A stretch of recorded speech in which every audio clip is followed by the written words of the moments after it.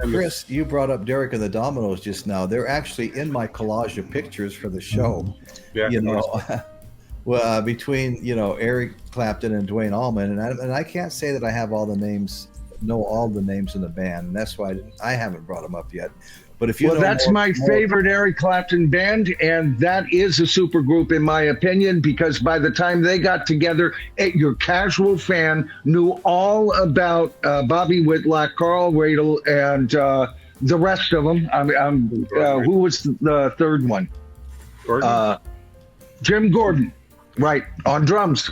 There's a story. All right, but everybody knew because everybody owned All Things Must Pass, and so it's written all over the album. Those guys were there. That's how they met, you know. Okay. And of course, everybody knew Duane Allman already.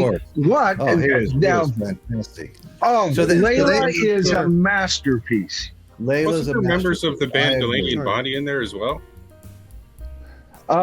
Didn't that kind of evolve out of that? It may have.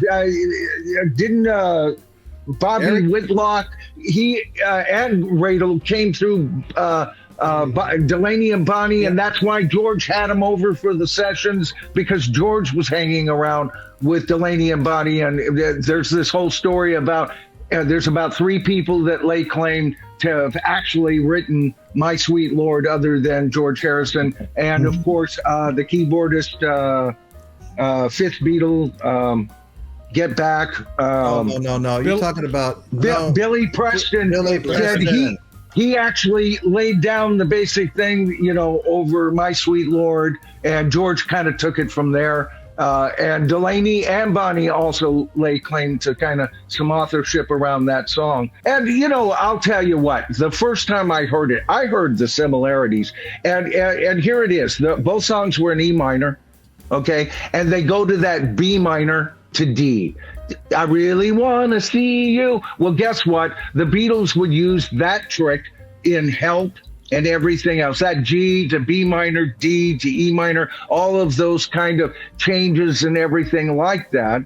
So I heard that, but I didn't think that was a direct ripoff. That's matter of fact, I think that case is an excellent example. That was more of a progression that they were laying claim to, and you're not supposed to be able to lay claim to a progression. Right? Whoever made the comment that Billy Preston was the fifth Beatle just got their tail kicked by Paulina Angel Plus. You know what? Yeah. I just did some polls on that, and when I said who was the fifth Beatle, I didn't include musicians. I just included, like George Martin, Brian Epstein, and then I put a joke or something like that. Jan Winter. No, seriously, Jan Winter. No, but I like to have fun with my polls. But you know what? If you're going to talk about close to the group, being responsible for the sound, and even it could be argued sometimes practically a co-writer. George Martin is the fifth Beatle. All right. No disrespect to Brian Epstein. They would have never have made it without him. Or Billy Preston. or Eric Clapton. Because if you're going to include Billy Preston, Eric Clapton played on a Beatle track. So, Yeah, he did. Yeah. He played on While My Guitar Gently Weeps. I'd say Brian Epstein was kind of the back office fifth Beatle, and George Martin was the in-studio. Good point. I like that. Yeah. As a matter of fact, one time Brian came in when they were recording Strawberry Fields, and Brian made a comment. They were listening to playbacks, David, and he goes, John, I think you could have done that. You could have sang that a little flatter or sharper or whatever. He said there was some sort of improvement. Yeah. And John, being John, can you imagine this? Because John, this is why I love John, and why sometimes he blew me away. He looked right over his glasses. He had the wireframe glasses, and he goes, "You handle the percentages, Brian. We'll handle the music." And from that time on, Brian never showed up again and said anything. So you're right, he's outer office. He was the liaison to the world, Oh, yeah. And George was the liaison to the world audibly, you know. Yeah. Hey, I gotta ask David Safe and Sound. Yeah. Okay, I just saw your comment about Yoko, and you know what? I have the Live at the Fillmore East, Frank Zappa. Do you have that Frank Zappa? It's a No. 3-album set. Well, on side C, you know, he had invited them to come up and play with him, John and Yoko. Frank Zappa did. And after his set was done, they came up and did some songs with him. But that entire side of side 3 on that album has Yoko faintly doing her patented scream over and over again in the background. It took me a minute to catch on. I was like, oh my God. You know what, Royce? I would love to know, what is this romance in the vinyl community with Yoko freaking Ono and the Lennon estate and Sean Lennon? And it's like, oh, and look, if you put a black light on, John's face turns to Yoko. Are you all right now? Oh, you know, I'm sorry. I am sorry, man. You know, it had. I am not interested in Mind Games. I don't think Mind Games is one of John Lennon's finest albums. There's some great material on it. It's a good album, but he produced it, and the original sound. I don't care with this box, and you get this box, they all fold down. It's like, oh my God, people.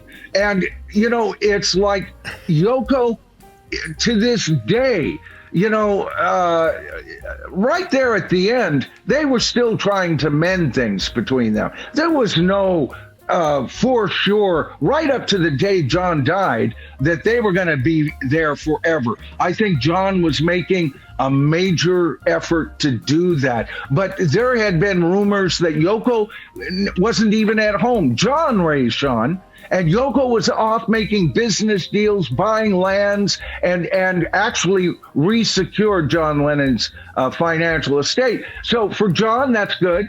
He loved her. That's good. And as a fellow artist that was his muse, that's good. But I don't like her stuff. The closest she ever came with anything I liked was off of Double Fantasy and All I Want, which is her at her best. All right. It didn't make me throw up, but I just wanted to rip those tracks off the album. You know, can I just buy one side with John's songs, please?